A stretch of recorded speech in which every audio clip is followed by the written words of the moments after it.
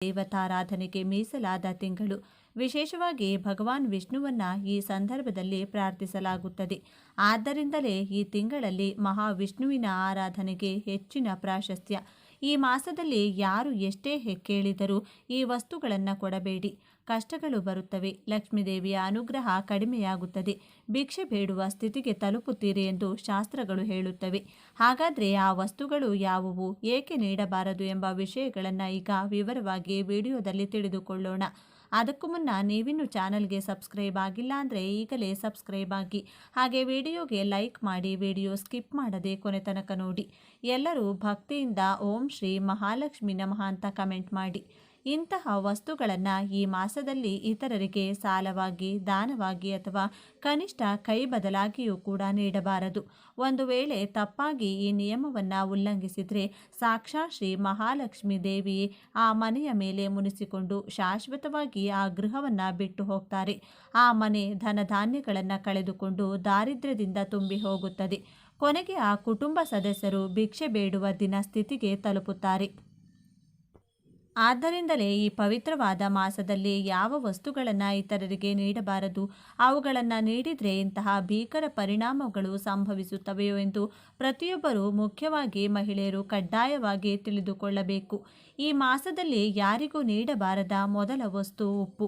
ಹೌದು, ಉಪ್ಪು ಸಾಕ್ಷಾತ್ ಲಕ್ಷ್ಮಿ ಸ್ವರೂಪ ಎಂದು ನಿಮಗೆಲ್ಲರಿಗೂ ತಿಳಿದಿದೆ. ಸಮುದ್ರ ಮಂಥನದಲ್ಲಿ ಲಕ್ಷ್ಮೀದೇವಿಯ ಜೊತೆಗೆ ಉಪ್ಪು ಕೂಡ ಹುಟ್ಟಿದೆ. ಆದ್ದರಿಂದಲೇ ಉಪ್ಪನ್ನು ನಾವು ಶ್ರೀ ಮಹಾಲಕ್ಷ್ಮಿಯಾಗಿ ಭಾವಿಸ್ತೇವೆ.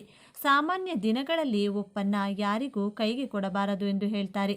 ಅಂತಹ ವಿಷ್ಣು ಮತ್ತು ಲಕ್ಷ್ಮೀ ದೇವಿಗೆ ಅತ್ಯಂತ ಪ್ರಿಯವಾದ ಈ ಮಾಸದಲ್ಲಿ ನೀವು ಮನೆಯಲ್ಲಿರುವ ಉಪ್ಪನ್ನು ಪಕ್ಕದ ಮನೆಯವರಿಗೆ, ಎದುರಿನ ಮನೆಯವರಿಗೆ ಸಾಲವಾಗಿ ಅಥವಾ ಅವರ ಮನೆಯಲ್ಲಿ ಮುಗಿದಿದೆ ಎಂದು ಕೇಳಿದರೆ ಸಹಾಯದ ಹೆಸರಿನಲ್ಲಿ ಅಪ್ಪಿತಪ್ಪಿಯೂ ಕೊಡಬಾರದು.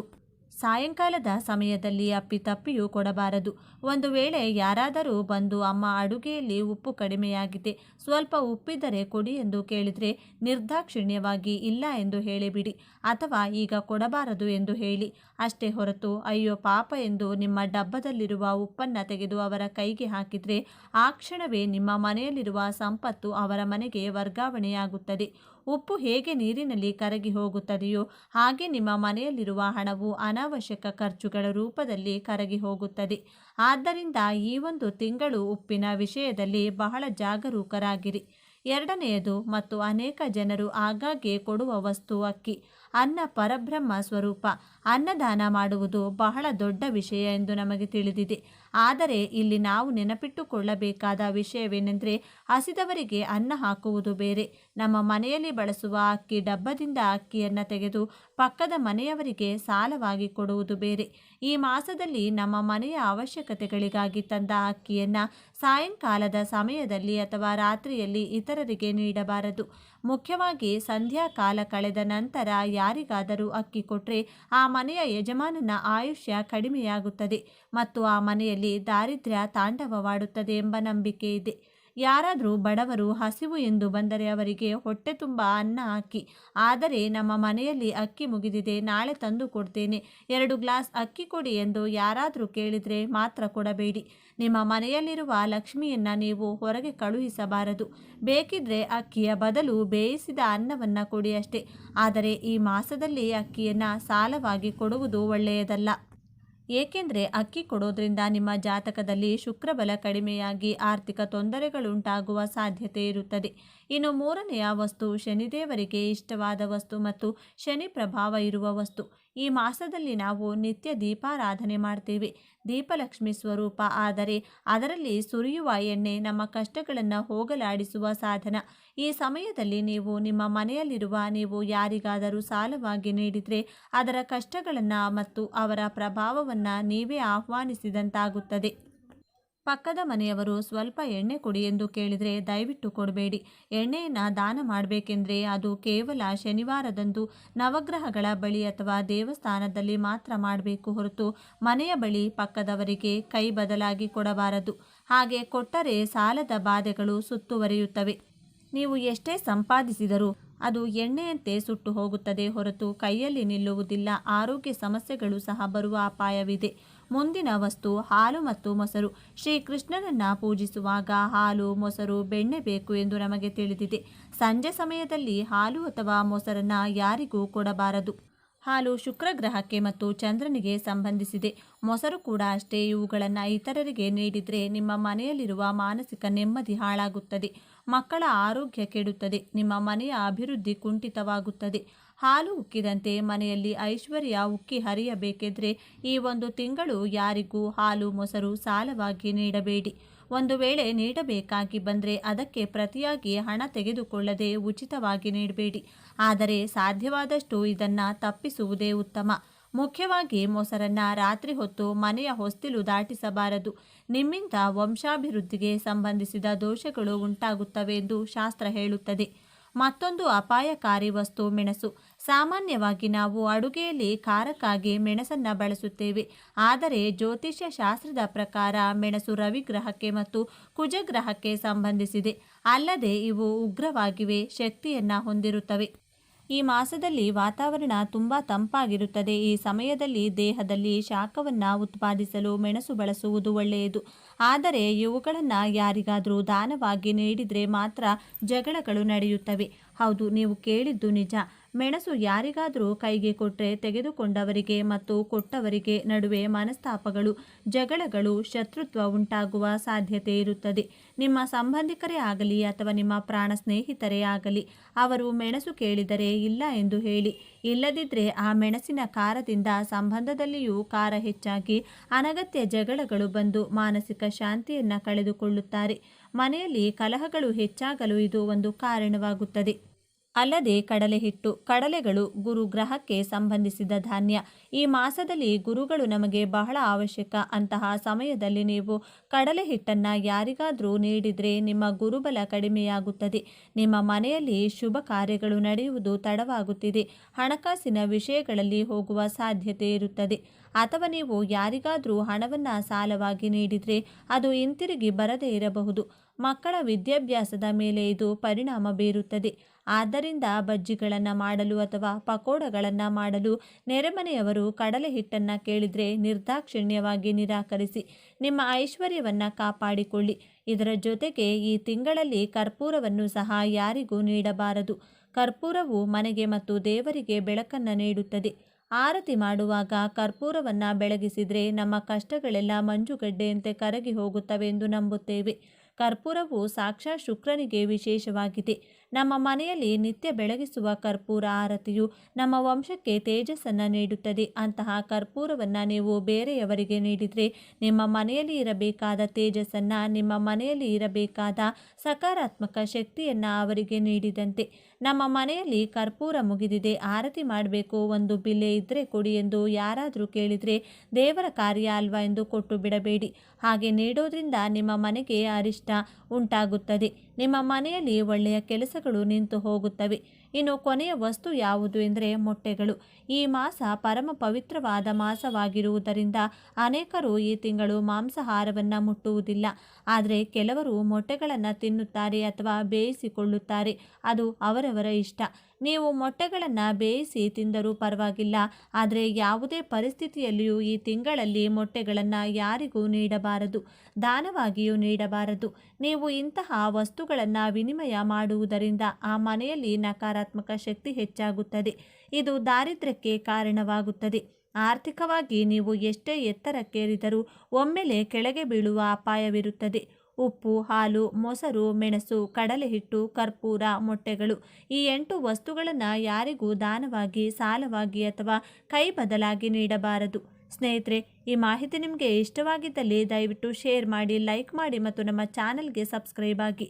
ಎಲ್ಲರೂ ಭಕ್ತಿಯಿಂದ ಓಂ ಶ್ರೀ ಶನೇಶ್ವರ ನಮಃ ಅಂತ ಕಮೆಂಟ್ ಮಾಡಿ. ಬೀರುವಿನಲ್ಲಿ ಈ 5 ವಸ್ತುಗಳನ್ನು ಇಟ್ಕೊಳ್ಳಿ. ಸ್ನೇಹಿತರೆ, ಖಂಡಿತವಾಗಿಯೂ ನಿಮಗೆ ಹಣದ ಸಮಸ್ಯೆ ಅನ್ನೋದು ಜೀವನದಲ್ಲಿ ಇರೋದಿಲ್ಲ. ವಿಪರೀತವಾದಂತಹ ಧನ ಪ್ರಾಪ್ತಿಯೋಗ ನಿಮ್ಮದಾಗುತ್ತೆ. ಬೀರುವಿನಲ್ಲಿ ಹಣ ಯಾವತ್ತೂ ಕೂಡ ಖಾಲಿಯಾಗೋದಿಲ್ಲ. ಹೆಚ್ಚು ಹೆಚ್ಚು ಹಣ ಸೇರ್ತಾನೆ ಹೋಗುತ್ತೆ. ಈ 5 ಪದಾರ್ಥಗಳನ್ನು ತಪ್ಪದೇ ಇಟ್ಕೊಳ್ಳಿ. ಈ ಪದಾರ್ಥಗಳನ್ನು ನೀವು ಇಡೋದಕ್ಕೆ ಮುಂಚೆ ಲಕ್ಷ್ಮೀ ದೇವಿಗೆ ಪ್ರತ್ಯೇಕವಾಗಿ ಪೂಜೆಯನ್ನು ಮಾಡಿದ ನಂತರವಷ್ಟೇ ನೀವು ಈ ಒಂದು ಪದಾರ್ಥವನ್ನು ನಿಮ್ಮ ಬೀರುವಿನಲ್ಲಿ ಇಟ್ಕೊಳ್ಳಿ. ಅದಕ್ಕೆ ಒಂದು ರೀತಿ ಶಕ್ತಿಯನ್ನು ತುಂಬುವಂಥದ್ದು ಅಂತಾನೆ ಹೇಳಲಾಗುತ್ತೆ.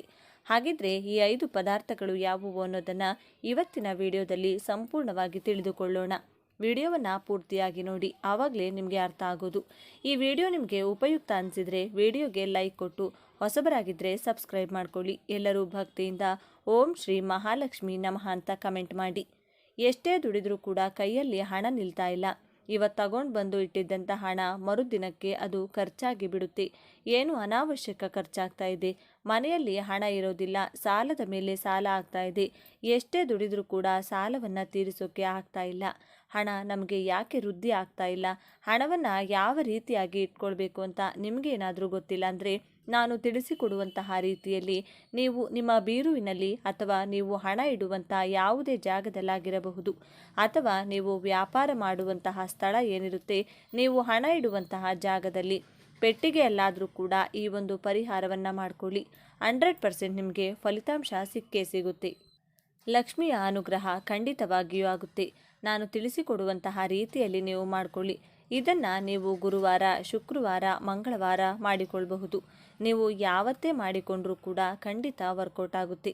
ಇದು ಆದರೆ ಮಾಡೋದಕ್ಕಿಂತ ಮುಂಚೆ ಒಂದಷ್ಟು ಅದಕ್ಕೆ ವಿಧಿವಿಧಾನಗಳನ್ನು ನೀವು ಅನುಸರಿಸಬೇಕು. ತುಂಬ ಸುಲಭವಾದ ವಿಧಿವಿಧಾನ, ತುಂಬ ಕಷ್ಟ ಅಂತೆಲ್ಲ ಏನು ಅಂದ್ಕೊಳ್ಳೋಕ್ಕೆ ಹೋಗಬೇಡಿ. ಈ ಪ್ರಕಾರದಲ್ಲಿ ಮಾಡಿಕೊಂಡ ನಂತರ ನೀವು ಮಾಡಿದರೆ 100% ನೀವು ಸಕ್ಸಸ್ಸನ್ನು ಕಾಣ್ತೀರಾ. ಸ್ನೇಹಿತರೆ, ಬೀರು ಅಂದರೆ ಯಾವಾಗಲೂ ಶುದ್ಧವಾಗಿರಬೇಕು. ಕುಬೇರನ ಮೂಲೆಯಲ್ಲಿ ಬೀರಿರಬೇಕು. ಉತ್ತರಾಭಿಮುಖವಾಗಿ ಮುಖ ಮಾಡಿರಬೇಕು.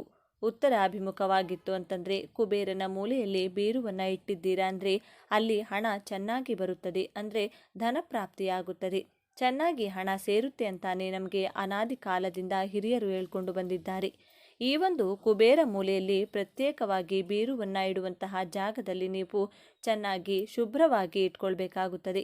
ಬೀರುವಿನ ಮೇಲೆ ಆಗಲಿ ಅಥವಾ ಬೀರುವಿನ ಕೆಳಗೆ ಆಗಲಿ ಯಾವುದೇ ವಸ್ತುಗಳನ್ನು, ವೇಸ್ಟ್ ವಸ್ತುಗಳನ್ನು ಇಡಬೇಡಿ.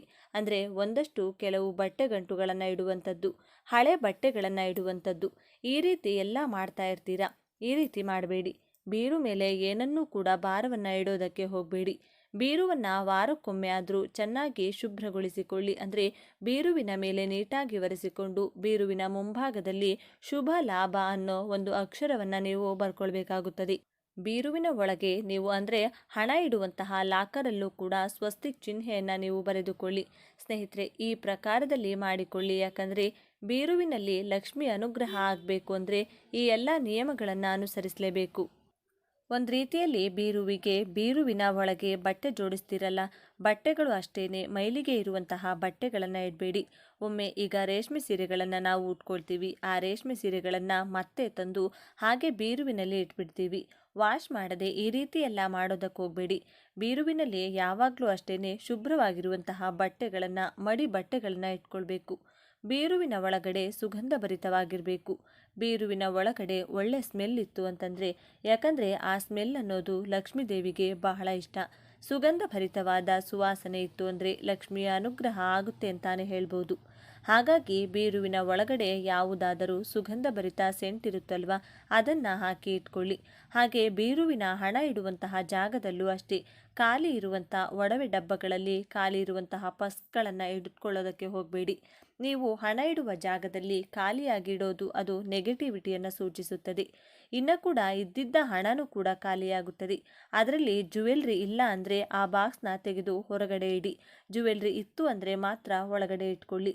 ಹಾಗೆ ಪರ್ಸ್ಗಳನ್ನು ಅಷ್ಟೇ ಸ್ನೇಹಿತರೆ, ಪರ್ಸ್ಗಳನ್ನು ಅಷ್ಟೇ ಖಾಲಿ ಬಿಡಬೇಡಿ. ಖಾಲಿ ಇರೋ ಪರ್ಸನ್ನು ಇಡಬೇಕು. ಜಾಸ್ತಿ ಪರ್ಸ್ ಇದ್ದರೆ ಅಂದರೆ ಅದನ್ನು ಕೂಡ ನೀವು ಹೊರಗಡೆ ತೆಗೆದಿಟ್ಕೊಳ್ಳಿ. ದುಡ್ಡು 1 ರೂಪಾಯಿ ಆಗಲಿ, 100 ರೂಪಾಯಿ ಆಗಲಿ, ಒಂದು 20 ರೂಪಾಯಿ ಆಗಲಿ ನೀವು ಪರ್ಸ್ಗಳಲ್ಲಿ ಹಣವನ್ನು ಇಡಿ. ಖಂಡಿತ ಇದು ಶುಭಪ್ರಾಯದಾಯಕ. ಇವೆಲ್ಲವನ್ನು ನೀವು ಪಾಲಿಸಬೇಕಾಗುತ್ತೆ. ಇವೆಲ್ಲ ಪಾಲಿಸಿದ್ರಿ ಅಂದರೆ ಖಂಡಿತ ನಿಮಗೆ ಹಣ ಹೆಚ್ಚು ಹೆಚ್ಚು ಸೇರ್ತಾನೆ ಹೋಗುತ್ತೆ. ಇನ್ನು ಹಣ ಅಧಿಕವಾಗಿ ಸೇರಬೇಕು, ಹಣ ಅನಾವಶ್ಯಕವಾಗಿ ಖರ್ಚಾಗಬಾರದು. ದಿನದಿಂದ ದಿನಕ್ಕೆ ಹಣ ನಿಮಗೆ ಧನಲಾಭ ಆಗಬೇಕು ಅಂತಂದರೆ ಈ 5 ಪದಾರ್ಥಗಳನ್ನು ಬೀರುವಿನಲ್ಲಿ ತಪ್ಪದೇ ಇಡಿ. ಈ 5 ಪದಾರ್ಥಗಳು ಯಾವುವು ಅಂದರೆ ಮುಖ್ಯವಾಗಿ ಕವಡೆಗಳು. ಸ್ನೇಹಿತರೆ, ಹಳದಿ ಬಣ್ಣದ ಕವಡೆ 5 ಕವಡೆಯನ್ನು ತೆಗೆದುಕೊಳ್ಳಿ, ಅಂದರೆ ಖಂಡಿತ ಶುಭ. 5 ಕವಡೆಯನ್ನು ತೆಗೆದುಕೊಳ್ಳಿ.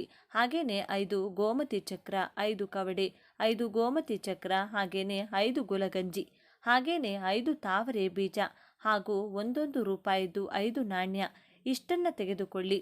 ಒಂದೊಂದು ರೂಪಾಯಿದು 5 ನಾಣ್ಯವನ್ನು ತೆಗೆದುಕೊಳ್ಳಿ. ಇಷ್ಟನ್ನು ತೆಗೆದುಕೊಂಡು ಈ 5 ವಸ್ತುಗಳನ್ನು ಇದನ್ನು ನೀವು ಚೆನ್ನಾಗಿ ವಾಶ್ ಮಾಡಿ, ನೀರಿನಲ್ಲಿ ವಾಶ್ ಮಾಡಿ, ಹಾಲಿನಲ್ಲಿ ಇದನ್ನು ತೊಳೆದು ಆನಂತರವಾಗಿ ಮತ್ತೆ ನೀರಿನಲ್ಲಿ ತೊಳೆದು ಇದನ್ನು ಒಂದು ಗಾಜಿನ ಬಟ್ಲಲ್ಲೂ ಅಥವಾ ಯಾವುದಾದ್ರೂ ಒಂದು ಪ್ಲೇಟ್ ಮೇಲೆ ಇಟ್ಕೊಳ್ಳಿ. ಚೆನ್ನಾಗಿ ಆರಿದ ಮೇಲೆ ಒಂದು ಕೆಂಪು ಬಣ್ಣದ ಬಟ್ಟೆಯನ್ನು ತೆಗೆದುಕೊಳ್ಳಿ. ಕೆಂಪು ಬಣ್ಣದ ಬಟ್ಟೆ ಅದು ಕೂಡ ಒಂದು ಚೌಕಾಕಾರವಾಗಿರಬೇಕು. ಅದನ್ನು ಶುಭ್ರವಾಗಿಟ್ಕೊಂಡು ಚೆನ್ನಾಗಿ ಒಣಗಿರೋ ಬಟ್ಟೆಯನ್ನು ಉಪಯೋಗಿಸಿಕೊಳ್ಬೇಕು. ಸ್ವಲ್ಪ ಹಸಿ ತೇವ ಇರುವಂಥದ್ದನ್ನು ಉಪಯೋಗಿಸಬೇಡಿ. ಹಾಗೆ ಹಳೆ ಬಟ್ಟೆಯನ್ನು ಉಪಯೋಗಿಸಬೇಡಿ. ಹೊಸ ಬಟ್ಟೆಯಿಂದ ಮಾಡಿಕೊಳ್ಳಿ. ಈ ಬಟ್ಟೆಯನ್ನು ಲಕ್ಷ್ಮೀ ದೇವಿಯ ಪಾದದ ಕೆಳಗೆ ಫೋಟೋವನ್ನು ಇಟ್ಟು ಇಲ್ಲಿ ಶುಭ್ರ ಮಾಡಿ ಎಲ್ಲ ಒಣಗಿಸಿ ಏನಿಟ್ಟಿದ್ದೀರಾ ಹಾಲಿಂದ ಎಲ್ಲ ತೊಳೆದು 5 ಪದಾರ್ಥಗಳನ್ನು ಆ ಒಂದು ಕೆಂಪು ಬಟ್ಟೆಯ ಮೇಲೆ ಇಟ್ಬಿಟ್ಟು ಅದಕ್ಕೆ ಸ್ವಲ್ಪ ಅರಿಶಿನ ಕುಂಕುಮವನ್ನು ಹಾಕಿ, ಸ್ವಲ್ಪ ಅಕ್ಷತೆಯನ್ನು ಹಾಕಿ, ಯಾವುದಾದ್ರೂ ಒಂದು ಸ್ವಲ್ಪ ಸುಗಂಧ ದ್ರವ್ಯವನ್ನು ಹಾಕಿ, ಅಂದರೆ ಗಂಧದ ಎಣ್ಣೆ ಆಗಿರ್ಬೋದು ಅಥವಾ ಪಚ್ಚೆ ಕರ್ಪೂರದ ಪುಡಿಯನ್ನು ಕೂಡ ಪ್ರೋಕ್ಷಣೆ ಮಾಡಿಕೊಳ್ಬಹುದು. ಇದು ಕೂಡ ಲಕ್ಷ್ಮಿಯನ್ನು ಆಕರ್ಷಿಸುತ್ತದೆ. ಇದು ಯಾವುದೂ ಇಲ್ಲ ಅಂತಂದರೆ ಗಂಧದ ಪುಡಿ ಇದ್ದರೂ ಕೂಡ ಅದನ್ನು ಕೂಡ ನೀವು ಹಾಕ್ಕೊಳ್ಬೋದು.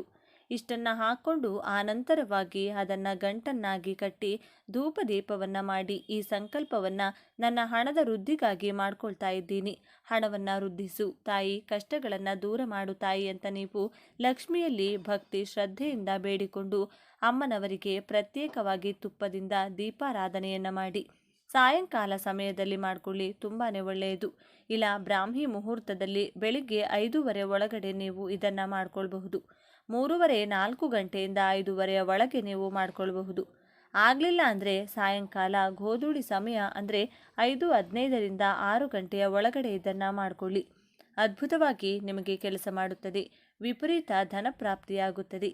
ಈ ಗಂಟನ್ನು ನೀವು ಹಣ ಇಡುವಂತಹ ಜಾಗದಲ್ಲಿ ಇಟ್ಕೊಳ್ಳಿ. ನೀವು ಗಲ್ಲಪೆಟ್ಟಿಗೆ ಎಲ್ಲಾದರೂ ಇಟ್ಕೊಳ್ಬಹುದು. ಬೀರುವಿನ ತಿಜೋರಿಯಲ್ಲಿ ಅಂದರೆ ನೀವು ಹಣ ಇಡುವಂಥ ಜಾಗದಲ್ಲಿ ಇಟ್ಟು ಅದನ್ನು ಆ ಗಂಟನ್ನು ನೀವು ಹಣದ ಮೇಲೆ ಇಡಬೇಕಾಗುತ್ತದೆ. ಹಣ ಕೆಳಗಡೆ ಇಟ್ಟು ಹಣದ ಮೇಲೆ ಗಂಟನ್ನು ಇಡ್ತಾ ಬನ್ನಿ. ಖಂಡಿತ ಇದನ್ನು ನೀವು ಫಾಲೋ ಮಾಡಿ. 100% ನಿಮ್ಮ ಮನೆಯಲ್ಲಿ ಹಣಕಾಸಿನ ಸಮಸ್ಯೆ ಅನ್ನೋದೇ ಬರೋದಿಲ್ಲ. ವಿಪರೀತ ಧನ ಪ್ರಾಪ್ತಿ ಯೋಗ ಆಗುತ್ತದೆ. ಅನಾವಶ್ಯಕ ಖರ್ಚುಗಳು ತಗ್ಗುತ್ತದೆ. ನಾನಾ ಮೂಲಗಳಿಂದ ಧನ ಗಮನವಾಗುತ್ತದೆ.